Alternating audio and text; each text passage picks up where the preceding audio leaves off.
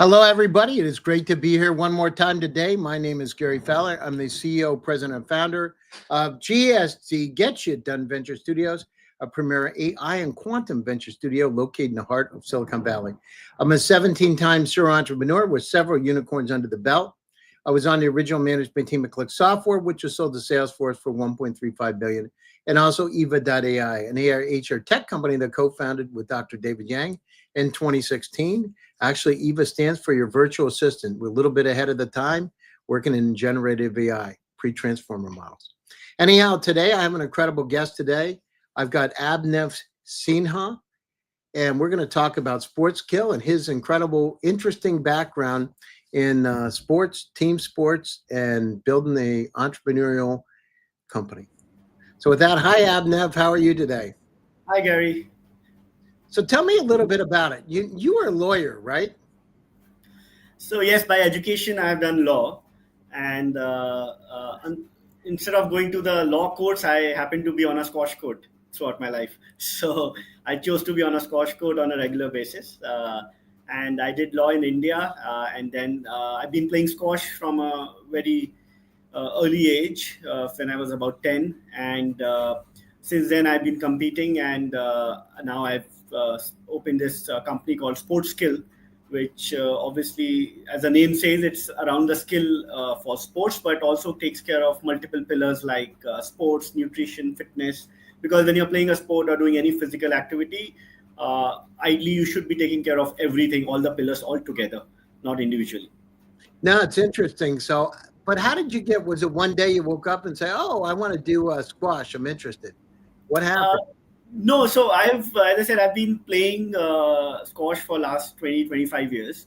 I played the World Juniors, Asian Juniors back in 2009 when I was doing my law degree altogether. So I was doing both together all the time. I mean, studies and obviously squash.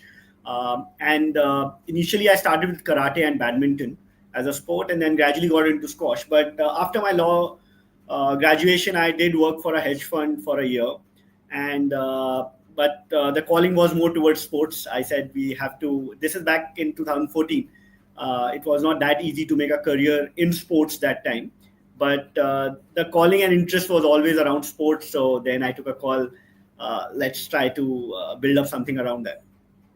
No, it's interesting. And so, as you've gone down through this journey, in terms of, you've been a mentor, you've been a trustee, you've been a head coach of at a squash academy. How? So, why did you study law?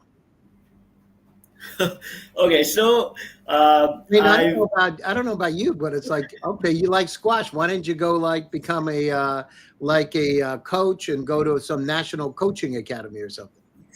so when I was looking at education options, so we are like fourth generation lawyers as well. So my great grandfathers, they have a legacy of doing law.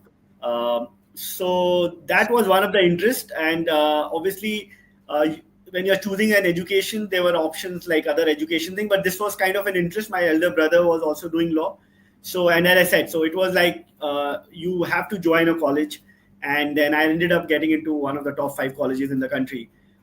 So yeah, that's about it. I mean, there was no planning, as in I'm want to be a great lawyer There or was a anything. planning because your grandfather and probably great grandfather said he's going to be a lawyer. If we have a boy, he's going to be a lawyer. I guarantee. You got to think a little bit. Come on, don't you like law? It's a good profession. You can always make money. So Come yeah, on. yeah, obviously, You don't want to do psychologically this building it up. karate stuff, and you're not going to be able to make money your whole life doing squash.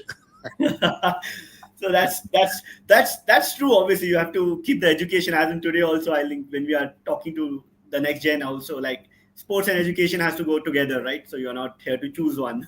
But yeah, so there was some background there, and as I said, there was some links, as you rightly said. Last generation, my brother, and then ended up getting into one of the good colleges. So yeah, I think that's how I ended up being a lawyer. So, can you share your personal journey and how you came up with the idea for Sports Skill? So when I started doing my foundation work, so where I was in a city called Pune, which is near Mumbai. I'm not sure if you've visited India You know, I anytime. know a little bit about the Indian Yeah, geography. so the next time when you so I was based in Pune, and back in 2009, when I was playing World Juniors for India, uh, there was very limited help in that city as such for sports. So with my struggle for like 4 5 years playing there for almost 10 years actually, when I went to Australia, I saw a lot more happening in sports science, and they were way superior than what we were doing over there. So that's how I started. I thought this, whatever I could bring back and give back, kind of an arrangement, and that's how it started. And then I started helping few players. Luckily, quite a few good players came out of the system. They became national champion, went to international, got into US university colleges and all that. And that was my initial start of kind of getting into coaching and understanding. I was also learning a lot at that time. But in 2018-19, I was managing a lot of players in Bombay and Pune together, about 80 to 100 kids.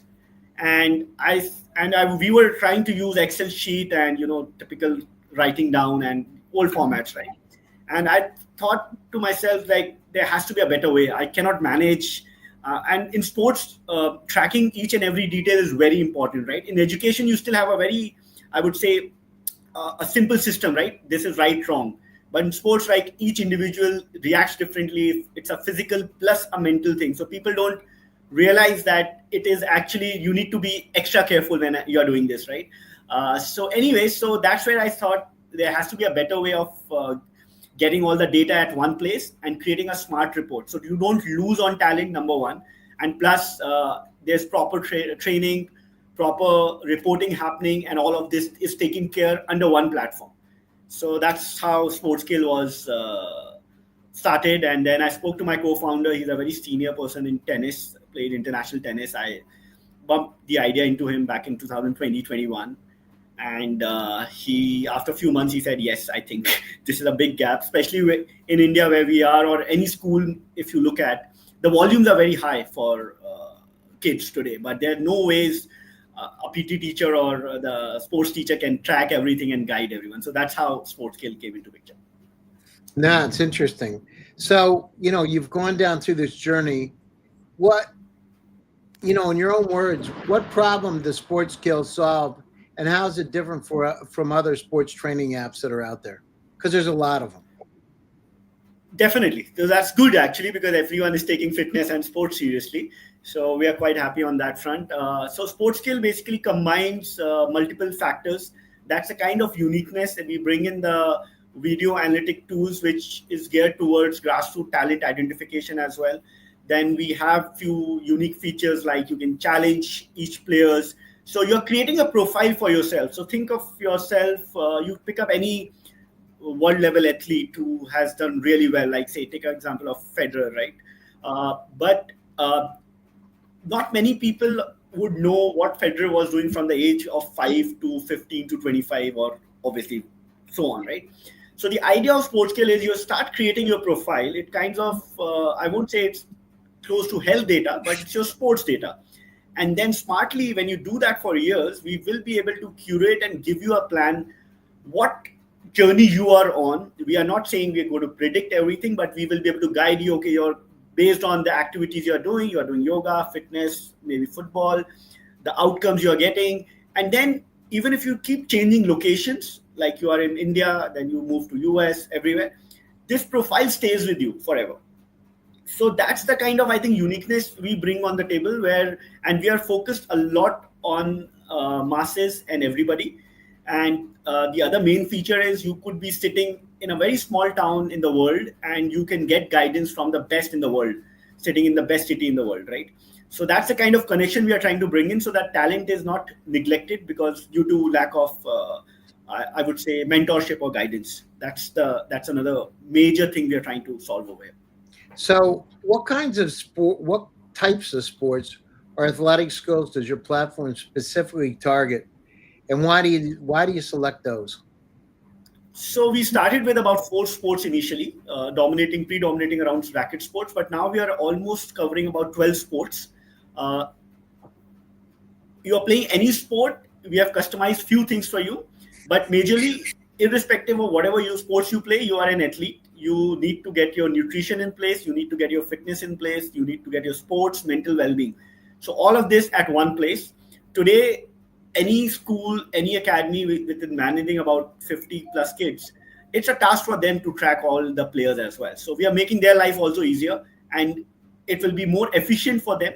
I'm not saying that this tech is going to kind of replace them, but at the same time, I would say uh, people who will be using tech will replace the ones who are not, because the efficiency and the accuracy, which I mean, I'm using it with my players. It's just way better. I mean, only from a point of view, coaches eye, which we were relying on for a very long time. So how does Sports Skill directly, Abhinav, use AI to be able to enhance the athletic performance? What are you doing? So we are just starting with the AI model right now. So, for example, you will be able to upload a video of yourself, and it will be able to guide you with sports specific and not completely AI, but coach inputs as well. So a combination of both. So we are not relying completely on AI to tell you what needs to be done, but we are bringing in the right people who obviously understands the sports the way it is, which are obviously the coaches, very senior mentors, what they are saying about that, and kind of combining an AI model. So you get an output which is a combination, more accurate and more consistent, I would say. So you can keep tracking yourself whether you are getting better or not. That's the whole idea. Interesting. Can you talk a little bit about the tech stack behind Sports Skill? What kind of So technologies or algorithms do you use? So that's something which my tech partner would be better. I don't want to say something which will be completely wrong. I don't have a tech background as such. We have a very good company called Josh Software. They are partner with us in this company. They are based out of Pune. There's a team of, I can just give you a brief about how the team works. So there are a team of 8 people who are working on this. Now we've got 4 people working on AI model right now as well, specifically this year. And The outcomes, what we are looking at as on today, are mainly to kind of see uh, a lot of places there's limited guidance, but at the same time, can we provide guidance using partial AI? That's the main aim, what we're looking at. Going down through, how does data privacy, what role does data privacy and ethical considerations play in the platform? Because obviously you can get a lot of data about a lot of people, right? Yes, yes. So we've been very, very careful on this. Right now, the model is B2B. And when you create your profile, it only sits on your profile. You have complete access. And even as company, we also don't have that kind of access on your profile. So we've been very, very careful on this because, as you rightly said, this kind of data is very important for an athlete. They're kind of writing everything about what's happening with them during the tournaments, during the matches. So we've been very careful what data it's in athlete's hand to choose a coach also where they can see the profile. Otherwise, it's not even shared. So it's not like other social media platform that it can be leaked or it can be seen by public or anything. So that has been taken care very well because we are managing few really good athletes who are kind of sharing insights like what they are feeling during the match, what's the post match, what went wrong. So those are very critical insights. That's like a So coach. sorry. That's a coach. That sounds like a coach. Yeah, I mean, no, we generally like the players also to write their reviews in a Yeah. way. So, but that information is very important, right? So it's like you're going to a sports psychologist, right? You are kind of sharing what went wrong in that point, and that's your weakness, strength, whatever you call. But yes, we've been very, very careful on that front. So it's all secured that way. Um, so how do the so two things. One is give me an example of somebody that's used it and the kind of a success story. What have they done? Have they gone from playing in college at or a university at IIM or IIT to the Olympics? Give me a success story. Tell me. So I'll give you 2 examples. One is from a very grassroots level. We ran a program over here in India in a very small town. This kid is running. Say he was like I think around 10 years old. We ran a school program for them. I said you keep uploading the activities, and So okay, long story short, the idea is we are sitting in Bombay, and which is like way far from where this is happening, and we were able to identify a kid at the age of 10, 10 and a half, who's running barefoot. He doesn't have a shoe, and he's clocking in about 14 to 15 seconds for 100 meters, which is very close to the national record, and he's running on a very bad ground without shoes. Now, we kind of mentored him and helped him in a way, and then brought him up with giving guidance. Obviously, he can't have a private coach over there. So that's one way we are seeing a lot of interest. And then obviously he did well at states, not internationally yet, but he did well at the state levels and doing well. So that's one kind of an impact which we are seeing is great in a way, which is helping kids from different backgrounds, getting them to use technology to help themselves. Now, the second story is we adopted few players from again a humble background, small town. They have a squash court, which is not a proper squash court, and there were 5, 6 kids playing squash there. They had no idea how to play squash, so we saw them and then we mentored them, and then through the app we keep exchanging videos, what's happening. And now today, you have a 13-year-old girl who is going to be playing for India Asian Junior Championship. Wow, that's great. Congratulations. That's a completely hybrid model. It's not like you talk to her a lot too. You're probably really proud of her, right? Sorry? I bet you're really proud of her. 100%. I mean, the way the ecosystem around them is zero. I mean, they train on a hybrid model. They only get to train in Bombay 5 days a month. 25 days they are working on their own in a hybrid training model through the app. So, which is amazing. I mean, it's very inspiring for everybody to look forward. So these are the things which kind of keeps us going, saying that we are making a difference. And as a founder, you still stick to your vision, right? So if the outcome is coming, we are more than happy about that, right? So that's the I remember when I grew up in a farming community, and we had one tennis court, and it wasn't like level. You know what I mean? It was like had waves in it, and so you could actually hurt yourself. And it was about 80% of the size of a regular tennis court, because there wasn't enough room there for a tennis court. They're like, oh, let's just make it like 80%. So they put it up. And so I never played tennis before. And my buddy and I just started playing tennis and hitting the ball. And our thing was, as long as you got the ball in, you'd win, because we watched tennis. And the thing is, it didn't matter how hard you hit it. It only matters if you didn't miss it and you got it in. Two things, right? Get it in, right? And hit it.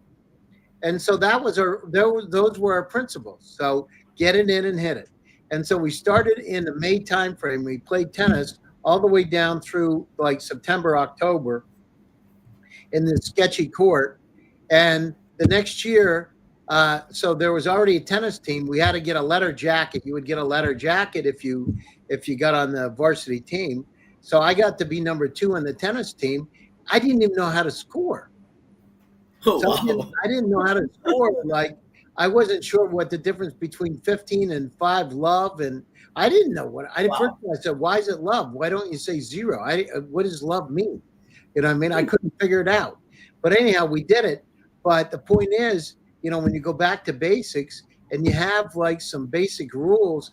Now, if we would have had training just like yours, right, that would have critiqued this, because that's the other thing. If you don't know how to serve a tennis ball, you just do it whatever way you can, right? You just put it up in there and you hope for the best. But it's fantastic. I mean, you're really democratizing opportunity for folks. Let's get down through. What's your business model and how you envision monetizing and scaling? Are you making money now, Abhinav, or not? Are you profitable? Very less revenue as of now. It's a B2B as on today. So we basically, the business model is you go to a stadium, you go to the academy, you go to schools, and you tell them this could be a good app for your parents, because it involves parents, players, everybody. So everyone is on the same track. And then at the same time, we've just added a new feature, which is more to do with videos, but everything around sports. So if you see today, parents want their kids not to be on social media that much. It's not a safest place with all that's happening. So again, coming back to your data privacy point. So our app basically verify every video which is uploaded. So it has to be around sports and fitness. So this could be another way where kids are getting involved. So as of now, we are on B2B model. We have few users. We have good demand going on, and some inspiring stories like this, which keeps us going. And right now, our focus area is to expand to US. There's a few things happening there. We've got some user base over there as well. So this year plan is to kind of test our app over there as well. Now, have you raised money?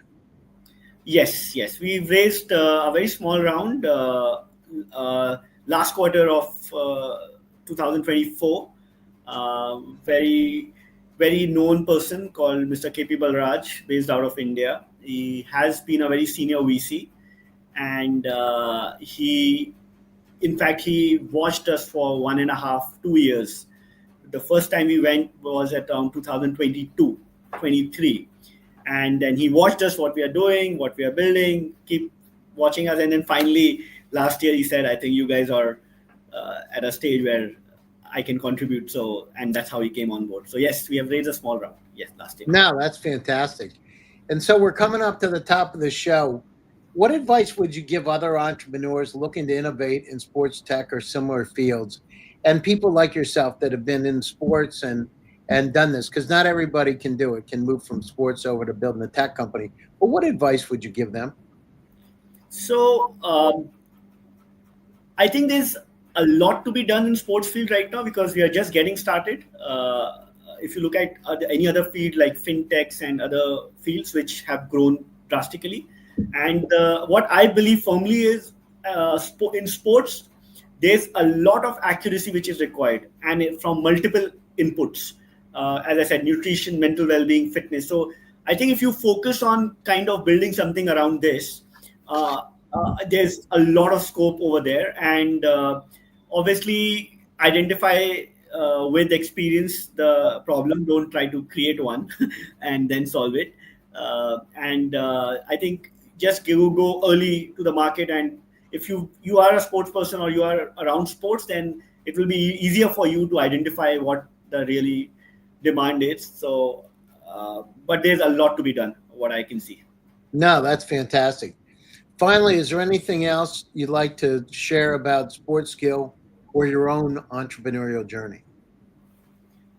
So I think we have covered well. We've been working on this for 4-5 years now. We are happy where we are. Sports Skill is kind of growing. We also have a Chance to Sports Foundation initiative, which is supporting upcoming talents as well. So both of these work needs a lot more people to be involved. I would be very happy to see many more people coming in and contributing on this front. And anytime anyone wants to get in touch, open for a chat for sure. But thank you, Gary, for inviting me. This has been great having being on this show for sure. And hopefully you will be getting back on your tennis court soon and then use Sports Skill.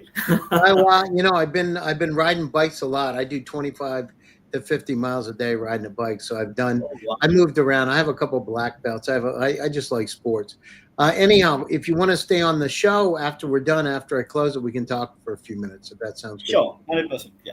All right, to all of you out there, thank you for joining one more time. GSD presents Top Global Startups. My name is Gary Fowler, and I'm your host.